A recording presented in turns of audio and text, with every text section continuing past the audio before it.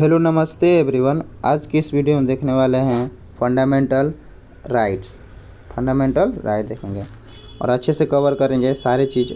जो भी यूपीएससी या बीपीएससी अदर एग्ज़ाम पीसीएस वगैरह का तैयारी करते हैं और जो भी छोटा मोटा सबका तैयारी करते हैं, अच्छे से इस वीडियो को देख सकते हैं और अच्छे से इसको सीख सकते हैं।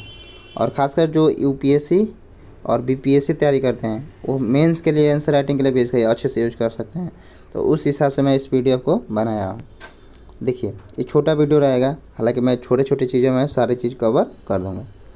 पहला है मौलिक अधिकार, ठीक है, इसको फंडामेंटल राइट कहते हैं। एक बात आपको ध्यान रखना है, ये हमें यूएसए से हम लोग लिए थे, ठीक है, इसमें लिखा नहीं मिलेगा, मैं बताता हूँ कुछ बेसिक चीज़ें। ये हम यूएसए से लिए थे, ठीक है ना, क्योंकि हमारा भारतीय संविधान है बहुत बड़ा है, ठीक है। अब देखा जाए यूएसए का संविधान, तो इसका जो संविधान में मात्र आपको 8 अनुच्छेद मिलेगा, सिर्फ 8 अनुच्छेद। हमारे यहाँ क्या है 395 अनुच्छेद है और ये अभी बहुत जुड़ा है। जब हम प्लस करेंगे तो कहीं ना कहीं बहुत संविधान हम लोग जोड़े हैं। तो ये बेसिक चीज़ें रही। अब देखते हैं कि मौलिक अधिकार क्या है, ठीक है, इसका उद्देश्य क्या है। सबसे पहले देखते हैं, देखिए सबसे पहले देख लेते हैं इसका क्या है, ठीक है। मौलिक अधिकार वे अधिकार है, ठीक है। मौलिक अधिकार वे अधिकार है जो प्रत्येक नागरिकों को संविधान द्वारा प्रदान किए गए ताकि वो गरिमा स्वतंत्रता के साथ साथ जीवन जी सके। माने कहने का सामान्य अर्थ ये रखना है कि मौलिक अधिकार उसे कहते हैं जो प्रत्येक नागरिकों को संविधान द्वारा दिया गया एक ऐसा चीज़ है, एक ऐसा डॉक्यूमेंट है जिसके द्वारा नागरिकों को गरिमा और स्वतंत्रता पूर्ण जीवन जी सके, इसके लिए वो है, ठीक है ना। सामान्य परिभाषा आपको याद रखना है। अब इसका उद्देश्य भी देख लेते हैं कि नागरिकों को स्वतंत्रता प्रदान करना, उनके अधिकारों की रक्षा करना और न्यायपूर्ण समाज की स्थापना करना, इसका उद्देश्य है, मौलिक अधिकार का उद्देश्य है, ठीक है। चलिए आगे देखते हैं। देखिए, इसमें आपको टोटल कर पूछेगा कि अनुच्छेद कितना है, तो अनुच्छेद आपको 12 से 35 मिलेंगे, ठीक है। कितने?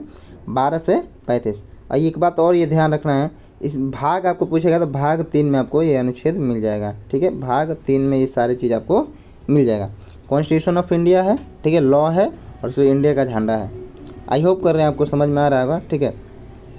चलिए आगे देखते हैं इसमें। देखिए, अब फंडामेंटल राइट्स कितने होते हैं ये भी ध्यान देना है हमें। देखिए, इसका अनुच्छेद आप लोग ऊपर देखें, अनुच्छेद 12 से 35 तक होता है।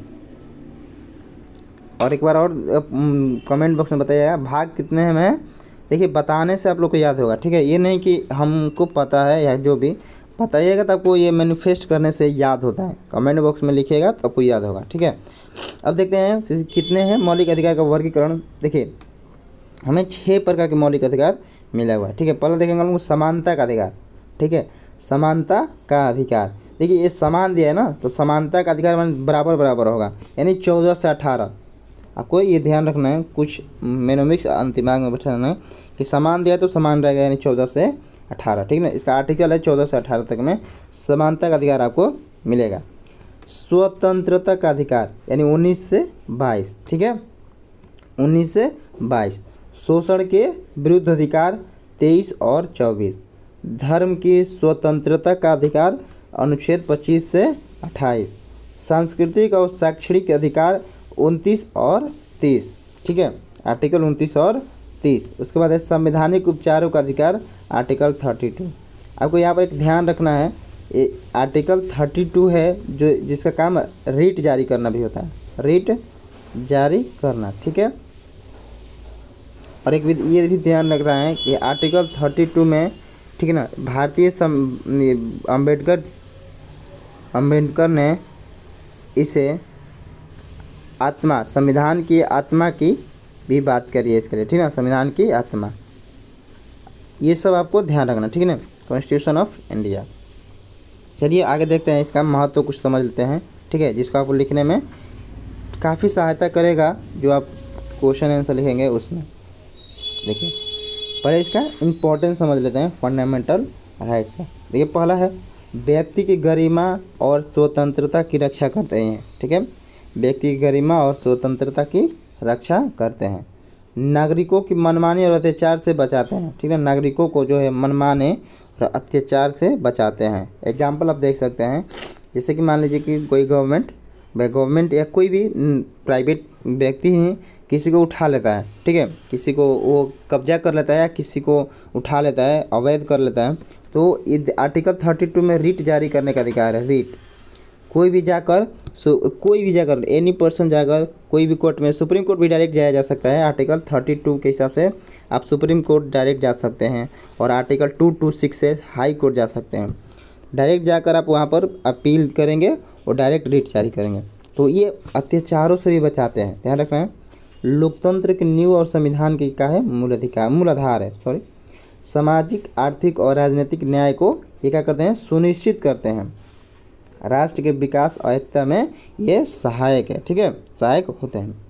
ये देखिए, ये छोटा मोटा लिखा है यहाँ पर, अधिकार जागरूक नागरिक का, कर्तव्य जिम्मेदार नागरिक का। देखिए कितना अच्छा लिखा है।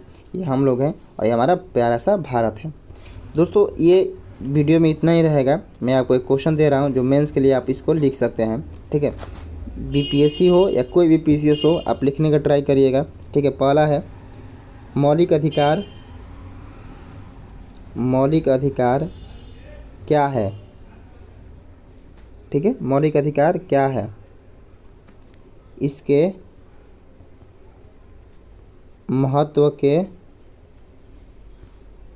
महत्व को समझाए। 150 शब्द में दोस्तों आपको लिखना है, ठीक है। अच्छे से इसको ट्राई करिएगा।